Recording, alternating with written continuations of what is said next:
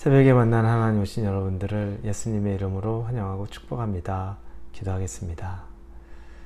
하나님이 좋으신 날을 주셨습니다. 이 날을 하나님의 자녀답게 살기 원합니다. 의미 있고 또 무엇보다 감사하고 그리고 최선을 다하며 하나님의 사랑을 이 세상 가운데 조금이라도 흘려보낼 수 있는 통로 되기를 원합니다. 그러기 위해서 하나님의 마음을 똑같이 품을 수 있기를 간절히 원합니다. 말씀은 나를 하나님의 사람으로 만들 것을 믿습니다. 말씀은 나를 변화시킬 것을 믿습니다. 그리고 말씀은 나를 새롭게 세워줄 것을 믿습니다. 말씀의 능력을 기대합니다. 예수님의 이름으로 기도합니다. 아멘. 오늘 말씀은 사도행전 20장입니다. 1절부터 6절까지의 말씀 같이 보겠습니다. 사도행전 20장 1절에서 6절입니다. 우리 같이 1절부터 6절 읽겠습니다. 소요가 그침에 바울은 제자들을 불러 권한 후에 작별하고 떠나 마게도냐로 가니라.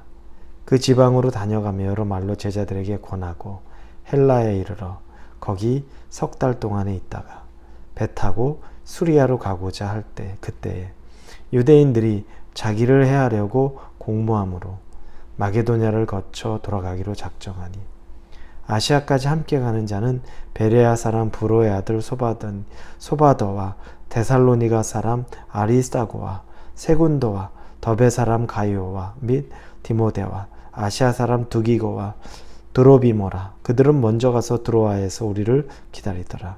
우리는 무교절 후에 빌립보에서 배로 떠나 닷새만에 드로아에 있는 그들에게 가서 이레를 머무니라. 아멘. 바울은 우리가 다 읽지 않았지만 앞에 19장에 에베소에서 여러 가지 일들을 겪습니다. 이 에베소에서 여러 가지 일을 겪고 또다시 이제 여러 곳으로 복음을 전하는 사역을 위해 다니기 시작합니다. 그렇게 간 곳 중에 하나가 마게도냐로 갔고 그 다음에는 헬라에 이르렀다라고 말하고 있습니다.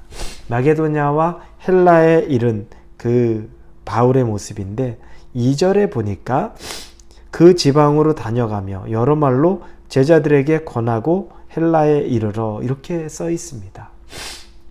근데 이 부분을 우리말 성경을 보면 이렇게 쓰여 있습니다. 그는 지방을 두루 다니면서 사람들에게 많은 격려의 말을 해주었고 마침내 그리스에 도착해 이렇게 나옵니다. 여러 말로 제자들에게 권하고 라는 말을 우리말 성경에 볼 때는 여러 격려의 말을 해주었고 많은 격려의 말을 해주었고 영어 성경으로 보면 encouragement라고 말하고 있습니다. 하나님이 encourage 해준 거라는 거죠. 이 바울을 통해서 바울이 거기에 있는 자기의 사람들과 제자들 다니면서 그곳에서 하나님의 말씀, 격려의 말씀, encourage의 말을 하고 있었다는 겁니다. 바울이 전한 복음은 여러분 어떻습니까? 내용이 굉장히 깊죠.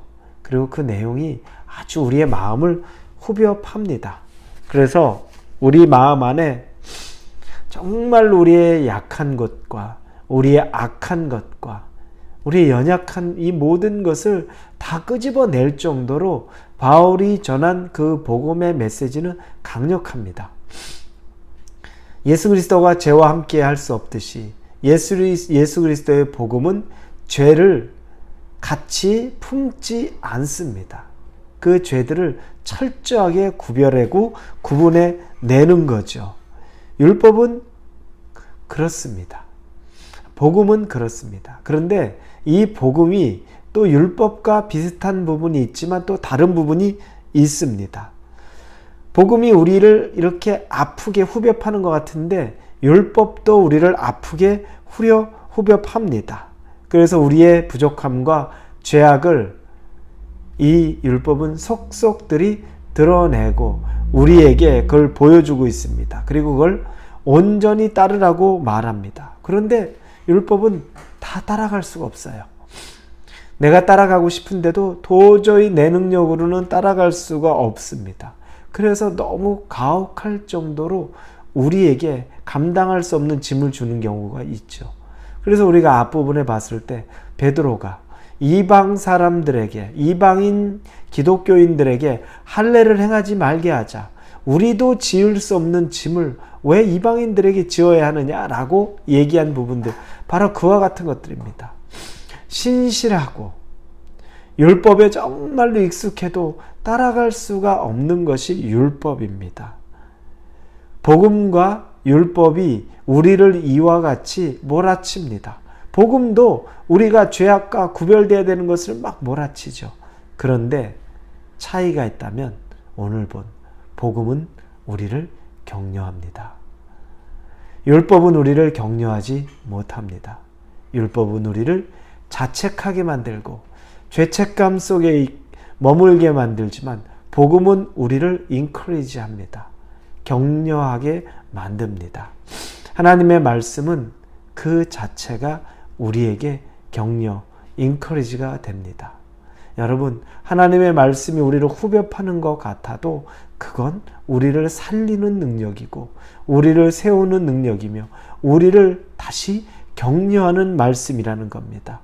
율법으로는 오늘 낙심되어서 내가 또 실패했구나, 나는 도저히 가망 없는 사람이구나, 구제불능이구나 라고 하는 우리를 그렇게 몰아갈 수밖에 없습니다. 그건 율법은 어쩔 수가 없습니다. 그러나 복음은 우리를 다시 도전합니다. 매일매일 만나가 하루하루 만나를 우리가 먹고 만나를 저장하지 못하고 새로 취하는 것은 신앙생활과 비슷한 겁니다. 어제 은혜가 있다고 오늘까지 저장해서 못 삽니다. 오늘은 오늘의 은혜, 즉 오늘의 만나가 있을 뿐입니다. 그걸 저장해 두려고 하면 그냥 썩습니다. 복음은 우리를 격려하고 다시 일어날 수 있어. 어제 실패했다고 끝난 것 아니야. 오늘 다시 새 힘을 얻으면 돼. 라고 우리를 인커리지해 줍니다. 바울은 당시의 사람들과 제자들에게 이 복음의 말씀의 인커리지를 전합니다. 그들을 격려하고 위로합니다. 복음에 담긴 격려와 위로가 그들을 다시 세워가는 겁니다. 우리가 여러분 하나님의 말씀이라고 말하면서 누군가를 지속적으로 정죄하고 지속적으로 가르치기만 하고 지속적으로 궁지로 몰아가는 것, 그건 복음이 우리에게 가르쳐주는 것은 아닙니다. 우리는 복음이 정말 죄에 대해서, 악에 대해서 철저하게 각을 세우게 만들지만 연약한 우리를 아는 복음은 하나님 안에서 다시 우리를 일으켜 세우기를 원해서 우리에게 격려하고 우리를 다시 위로하기도 하고 우리를 세우는 말씀이라는 것을 믿으시기를 바랍니다. 여러분들이 오늘 하루를 사시면서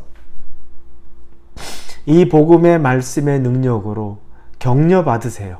그리고 위로받으십시오. 그러면서 정말로 그 격려와 위로가 여러분에게 힘이 되어서 오늘 복음의 능력으로 살 수 있기를 바랍니다. 힘과 격려와 위로받은 사람은 다시 일어섭니다. 그 사람은 그래서 담대하게 하루를 살아갈 수 있습니다. 그 사람이 바로 여러분이 될 수 있기를 예수님 이름으로 축원합니다. 기도하겠습니다. 하나님, 복음의 말씀이 우리를 일으켜 세우는 것을 믿습니다. 나를 세워주시고 나를 일으키시고 능력에 머물게 하여 주옵소서. 예수님의 이름으로 기도합니다. 아멘.